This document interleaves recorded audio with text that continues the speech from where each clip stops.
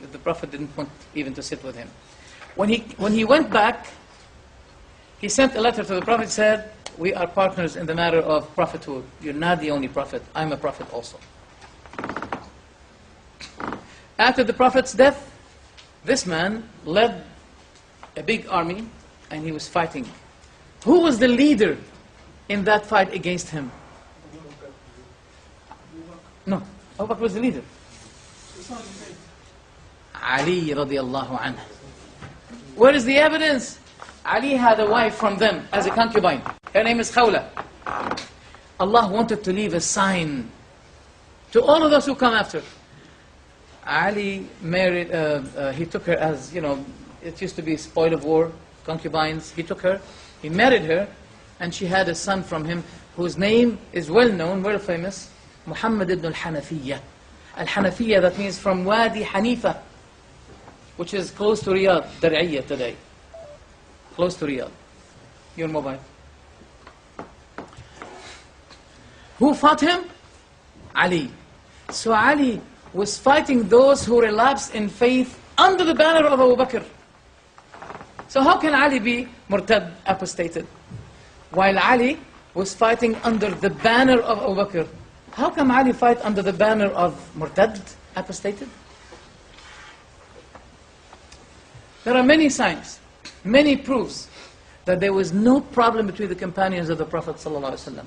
Slight things that have been taken politically, take advantage with. As many politicians take advantage with new cults, and if it's a small problem, they enlarge it, which is good for their political favors. And that's what's happening today. I have many things to say to you, but I hope, inshallah, in my Talk, in my room in Talk, I would like you to support me and to be with me and to participate, and we will be, inshallah, because I see a big gap. People do not know anything about these subjects, and I don't want to create a fitna or a problem, and at the same time I don't want to take long way to come and give a lecture. I'm becoming old.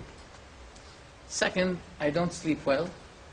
I mean, you can imagine, I did not sleep since 11 o'clock p.m. yesterday until today. Oof. I was trying to sleep, I couldn't sleep. Thank God I'm able to speak, alhamdulillah. But it's a long way, and I think through Talk, you can even bring a screen like this and you can see me on the screen with the same voice, with the same picture. So I hope we can do that, inshallah ta'ala. Brothers, sisters, whether they are Sunnah or Shia, they want to ask any question, they're welcome to ask any question. Wallahi, we do not fear questions. We have no problem. And since I said that, let's begin with the questions. Jazakumullah khair. First, okay.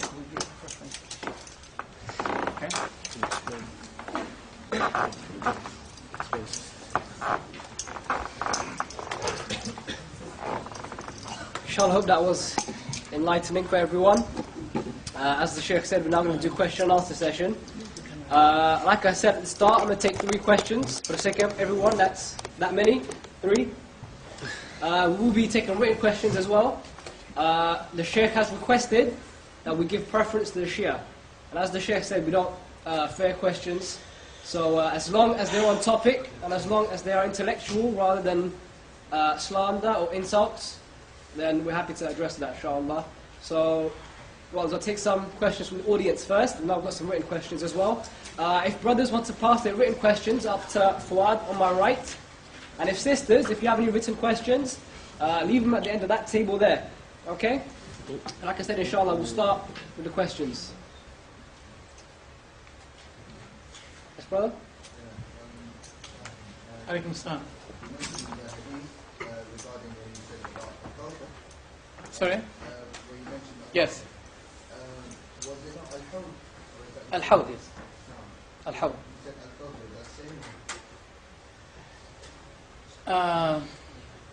No, Al-Kawthar is different, I'm sorry. Al-Hawd, yes, Al-Hawd is different. Because Al-Kawthar is, the Prophet will be given in Jannah, inside Jannah. Exactly. Jazakallah khair.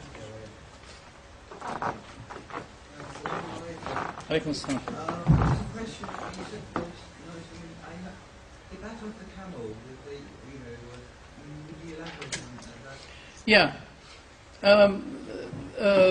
Aisha radiallahu anha, she went and she was asked the moment she went out of her house, and she was with Abdullah ibn Zubayr, her nephew, by the way, with mahram. And she was asked, "Oh mother, oh our mother, what did take you out of your house?" She said, "I swear, my son, that nothing had taken me out of my house except this verse in the Quran. لا خير في كثير من نجواهم. There is no good in most of their way, their speech.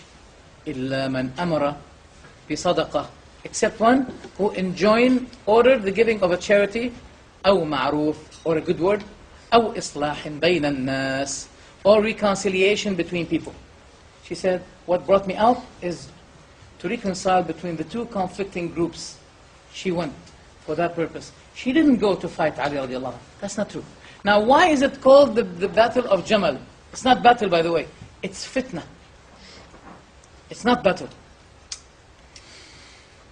When she went there, the killers of Uthman and the Saba'is, they conspired. They said, "Oh, Aisha came, and with her people, who are going to be supportive to the army of Ali, we're going to be vanished, we're going to be killed, finished." So they agreed that some of them will be joining the group of Ali, and the other one will be joining the group of Aisha, and they're going to be causing fitna. They'll be killing some of the two, among the two parts, and they'll be shouting, "We have been cheated, betrayed." So there was a fitna that took place. Each one thought, each one of the army, between Ali's army and Aisha's followers, they thought that they had been attacked by the other group. Okay? Now, at that time, Aisha remained on the camel. And those conspirators, they started to launch Aisha's box over the camel with their, we call it, arrows. Until it became like kumfud, the kumfud, the small animal that is full of thorns, thorny animal, what? Porcupine. Porcupine. Anyway. I often forget the name. Thorny animal. No. So, Ali radiallahu anhu realized that those people are up to Aisha, they want to kill her. So what he did, he was very smart.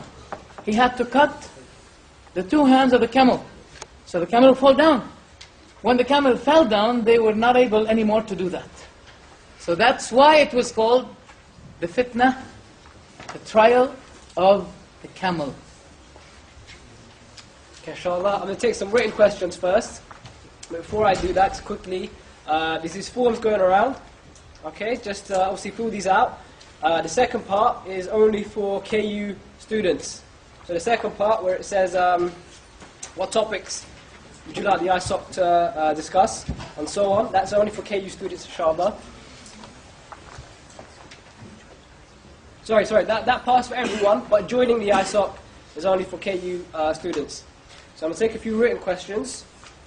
First one we have here is, can you explain the concept of temporary marriage in Shiaism? Is this concept also in the Sunni practice? Second question. Okay, let's take this one. Let's take this one. How beautiful for me if I believe in this and I practice it here in this country. But it's not allowed. It's not allowed. Temporary marriage is not allowed in Islam. And it is Allah who makes things haram after they used to be halal. Khamr was not haram before. Alcohol was not haram. And God said, don't approach the prayer while you're drunk.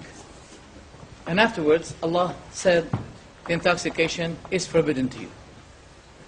So the case of temporary marriage is just like the case of alcohol, intoxication. The Prophet said, it had been allowed for a day of the life, and it's going to be prohibited until the day of judgment. And that is in Sahih Muslim, in Bukhari, in many books.